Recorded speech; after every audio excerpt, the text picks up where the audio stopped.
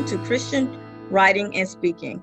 I'm your host, Jacqui Wilson, and today's guest is often described as quirky, funny, gentle, and understanding. She just wants to be known as someone who loves with every action and word. At the age of 15, she wrote her first book, Thriving Through Seasons.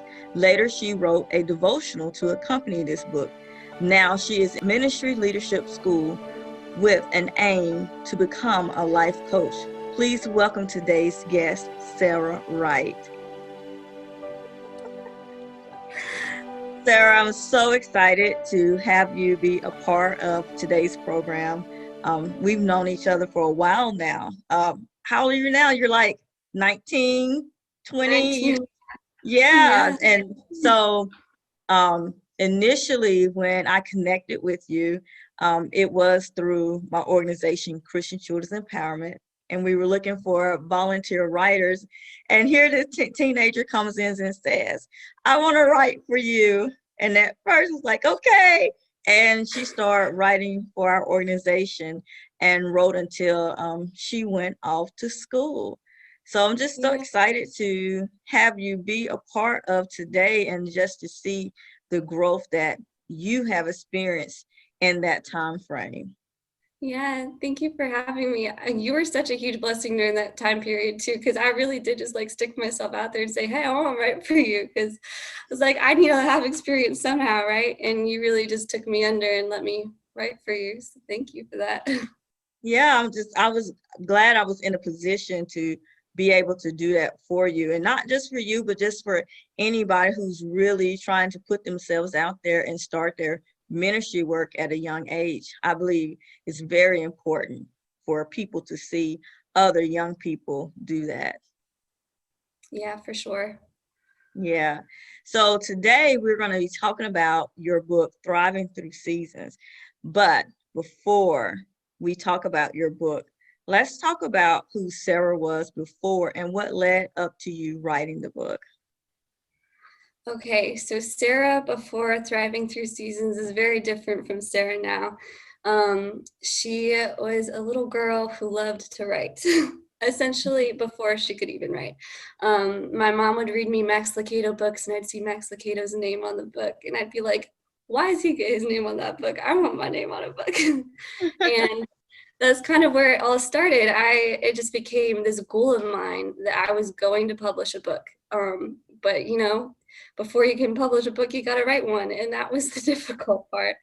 I wrote a bunch of probably what you would call short stories. They don't qualify book status, but they meant everything to me. I think I wrote my first one when I was 9 years old, and I did all of the research for publication then. Everything that came into play when I was 14 years old happened because of all of the research that I did when I was 9. And however, none of those things became published because they weren't really, it was a 9-year-old's work, But when I was 12, my family ended up in this season of crisis, and I got to experience what really true suffering, hurt, in like a dark place looks like. And it's what really catapulted me into this book, because I had a family member in the hospital, and this situation left me and my 2 brothers at home by ourselves. And I kind of took on this mom role, whether or not I really had to. I think that it was a coping mechanism, probably more so. I was in a really, really dark place. I felt very depressed. However, what I'm thankful for to this day is, despite being in that place of depression, I never doubted how good God was and that He was with me in every step of the way. And that's what helped me in writing this book, because when I finally went to my mom and said, Mom, I don't think I'm okay. Like, these are the thoughts that I have, and these are more so even just the lack of emotions that I have. And she said, Sarah, you need to do what you love most. You need to do what lifts you up, and that's to write. So just go and write out your feelings, use it as an outlet. And that's what I did. I wrote a bunch of short stories like I had in the past. All of them dealing with really difficult circumstances, and they were really sad, honestly. I was like, this is really where my mind's at. Cool. But what I realized was all of these stories kind of fed into one another, and I was able to put them together and turn them into this book, which is about the really rough circumstances of life, but that the Lord can use community in talking about your story and sharing your story with others for your healing, and that healing can come even from the darkest circumstances. And so that's kind of what led up to everything. So yeah. Yeah, I love how you said that during this, you never doubted how good God is or was. And Yeah. I would attribute that to your parents' training of you, as far as, what they were pouring into you. Can you tell me a little bit more about that? Yeah, I grew up in just an incredible family. My parents are incredible people. They really, they really built their lives for themselves and created a very healthy place for my siblings. So growing up in church and with other kids who believed what we believed, they also kept us in like ministry work, sort of. We went on a trip once actually to where we live now to help serve a community that had been flooded, and just teaching us how to live like good Christians, even in hard circumstances, being like Christ, loving people well, loving people who are different from you, loving people who don't love Christ, um, and teaching us how to love one another. I mean, when you're going through the circumstances involving your family like we did, it's hard to not clash, but because of my mom and my dad, we learned how to become like a unit that supported one another and helped each other through.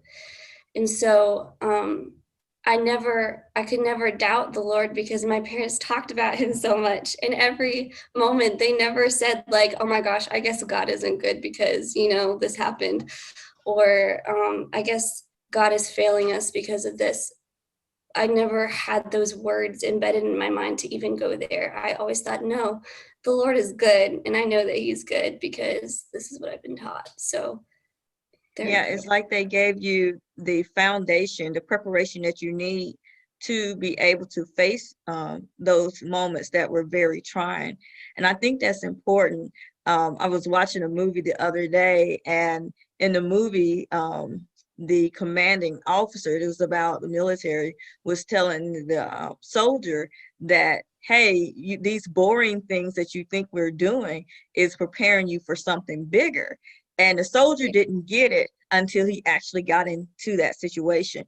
And it seems like even if you want to go help people, you may not have always understood why are we doing this. I mean, they may have Yeah. been explaining, but once you got to that point where you needed that training to kick in and say, Sarah, you're okay. You're going to make it through this. Your family is okay. You're going to make it through this. It's so important. It's just like what Deuteronomy tells parents. Wherever you are, whatever you're doing, from your waking moment, sitting at the table, walking along the way, you are to teach your children about the Lord. And you are a prime example of what happens when parents properly prepare their children beforehand, because it's too late to prepare when the situation is there. You have to So start doing the true. things beforehand. Yes, absolutely. It's very true. Yeah. And another thing that you said that I really liked is you went to your mom and said, Mom, I'm not okay. And Yeah. then she was able to provide a solution for you. Talk about that a little bit more, because I think a lot of people feel like I can't say how I'm really feeling. Yeah. Either I'm scared about how people are going to react, or I feel like I'm not going to get the solution that I need. Yeah. I think it's really important to talk about how you're feeling to the people that you can trust and the people that who are going to fight next to you and pray for you. Um, For me, it took a long time to get to that point because, I mean, I was 13. I thought I was kind of crazy, honestly. I thought that I was just getting swept away by just life and that I was being over dramatic or whatever, or under dramatic, depending on the moment. And so it took me probably about 3 months to finally approach my mom and say, Mom, I don't feel right. And these are the things that I'm feeling. And the way I think that I don't want to say this in a way that sounds too dramatic, because I don't think that I was ever going to be someone who was suicidal, but I do think that me going to my mom saved my life.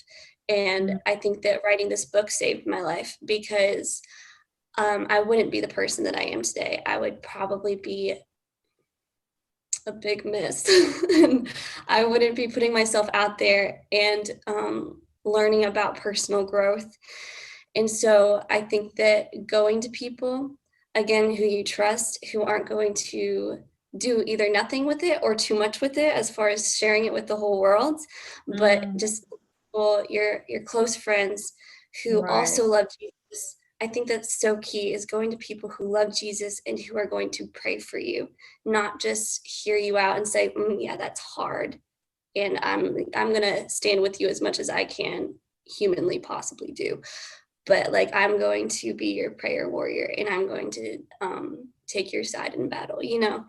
And that's essentially what I did with my mom. I went to her because I knew that I could trust her. I knew that she wasn't going to go and tell all my siblings, like, now guys, your sister's depressed, you know? But she was gonna, you know, pray for me and say, this is what you need. You need to do what you love. You need to do what uplifts you and encourages you to get you out of this, because you can't stay here forever. So. Yeah, I love that. Especially about going to people that you can trust and going to people who are going to fight along with you in the right way. That is absolutely awesome. And we definitely commend your mom for really stepping in, because so many teenagers say, oh, my mom, my dad, they just don't understand.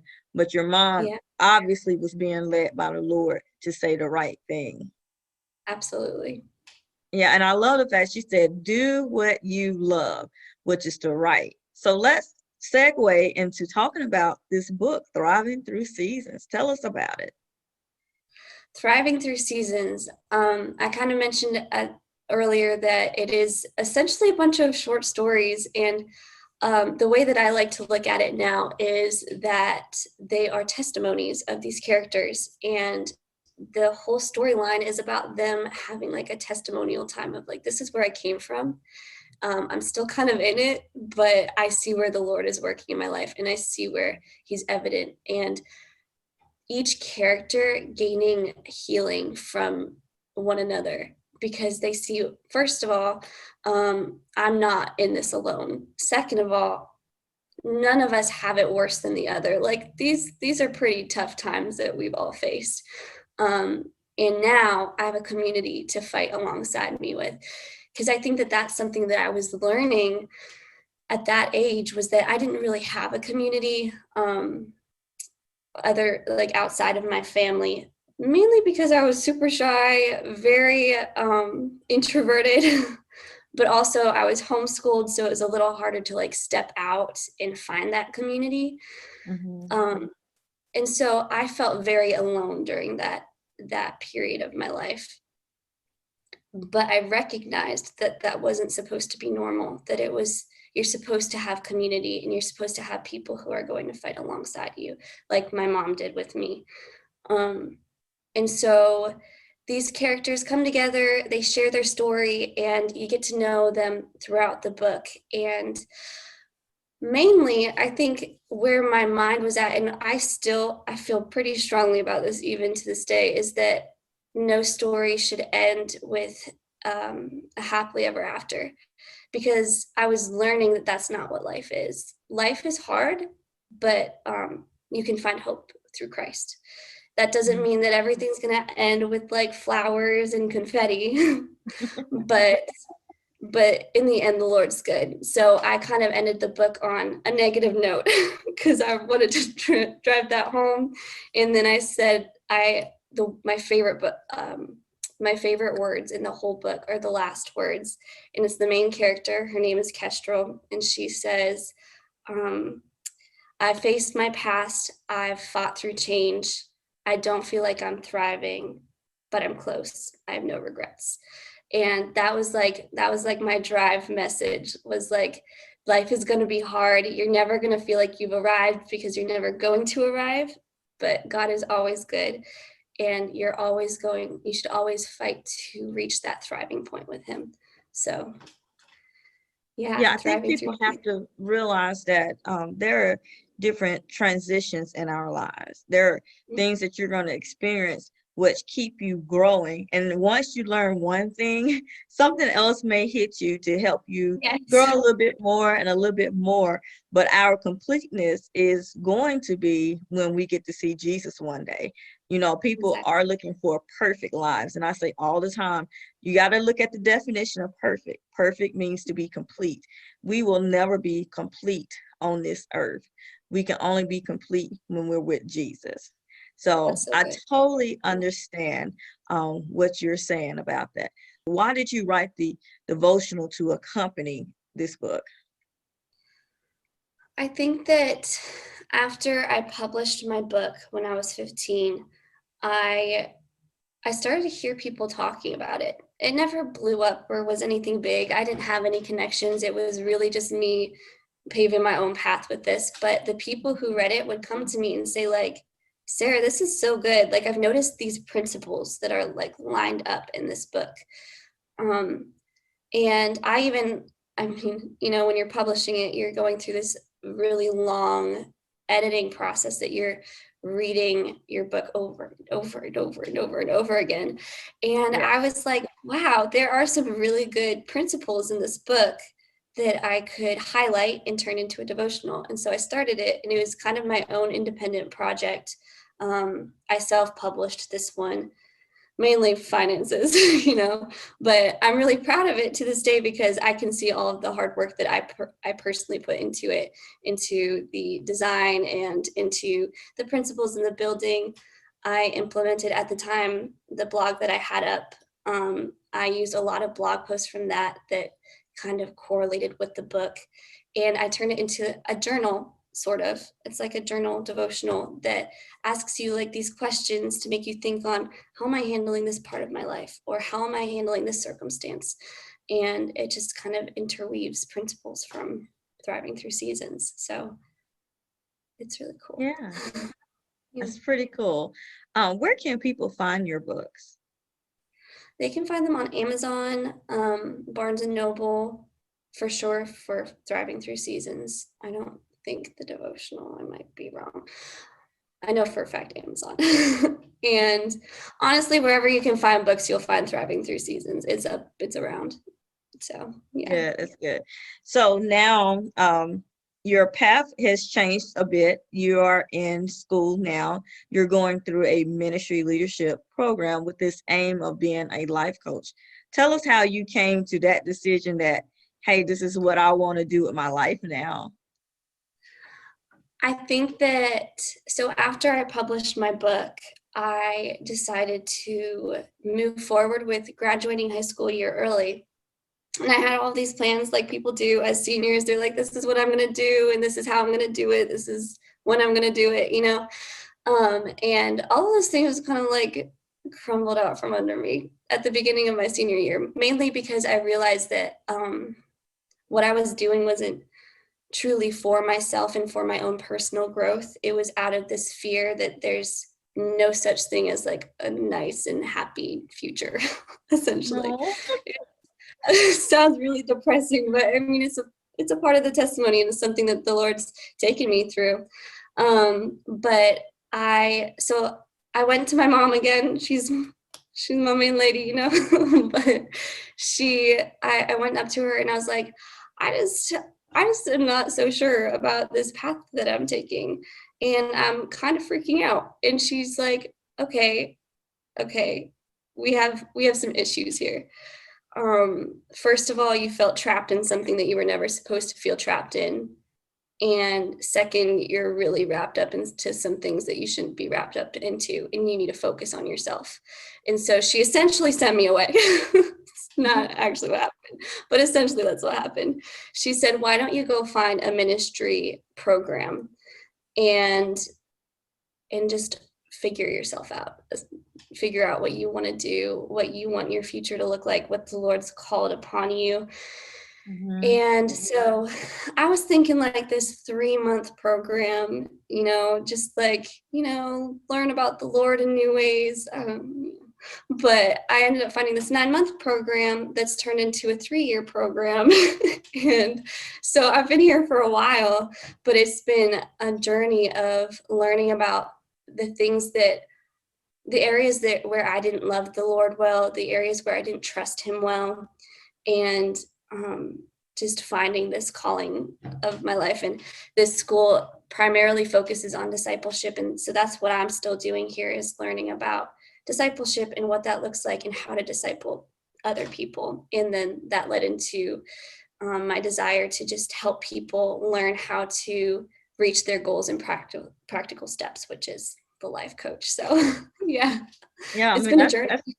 It's pretty awesome. And I think you're going to make a wonderful life coach, because I think you really dig in to see what's okay, what's not okay. And then you not only dig in, but you are very solutions based. And once again, we have to thank your parents for just doing such a great job with you. Now that what they invested in you, you can invest in other people. And I just want to say a few things that I really took away from this is, hey, it's okay to say that you're not okay.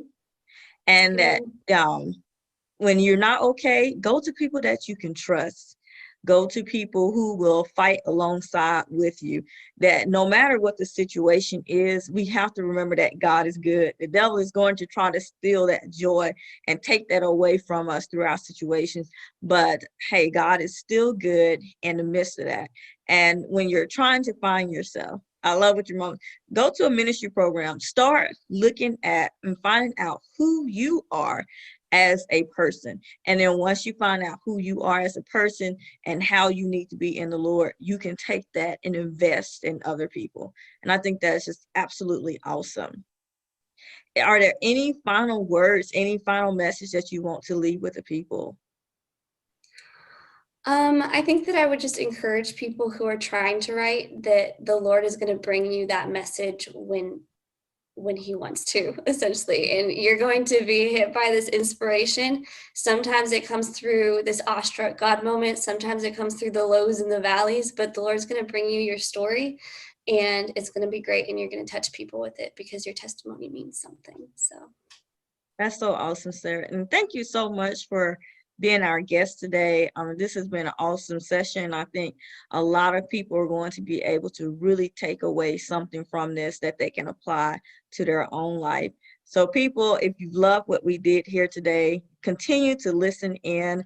Once again, our guest today was Sarah Wright, the author of Thriving Through Seasons. And I am your host, Jacqui Wilson. And until next time, God bless.